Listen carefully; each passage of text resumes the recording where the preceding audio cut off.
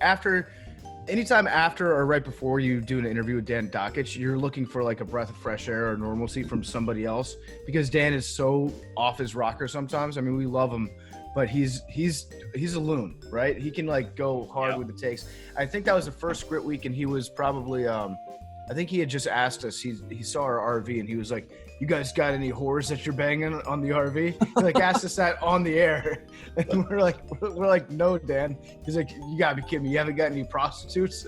"No, Dan." Sure. You're like, sure not gonna answer that even if we did. Not on the air. Yeah, I know. We have bunk beds that we sleep on this bus, so I don't think there's a whole lot of sex going on. Did you ever have a beef with Dan? I know me and Big Cat did. Did you? I think everybody's kind of like gone back and forth with Dan a little bit at times. You got to roast Dan. You got to keep Dan in check. He's like a wild animal, and he's fun. He's fun to admire, and sometimes just majestic to observe.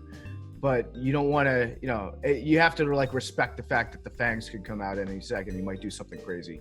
But I don't think I ever had like a direct one-on-one beef with him. No.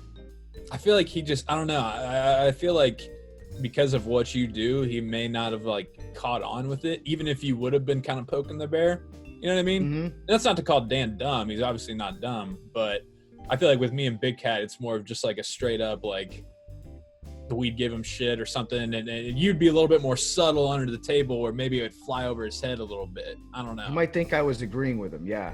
Yes, exactly. Like he'd be the guy that would like, you would say something sarcastically and like making fun of him, but it would be like boosting his ego a little bit. So he would like quote tweet it and be like, "Damn right," you know what I mean? Yeah. he's got one of these ticks that I love about certain local sports personalities. Like he loves to cuss, but within reason. Like he will let the damn, ass, and hell fly. I think he probably says the word hell more than he says the word the.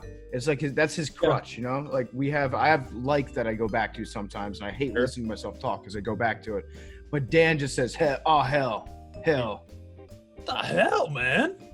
Yeah. It like flows into one. It's just THELLL.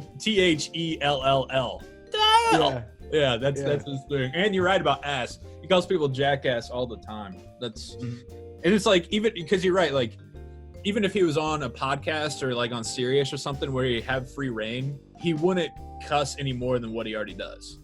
Yeah. Right? Yeah, he's PG-13, man. But he's a hard PG-13, Like he's one that you don't actually let your kids go see that movie unless they're 14 or 15 years old.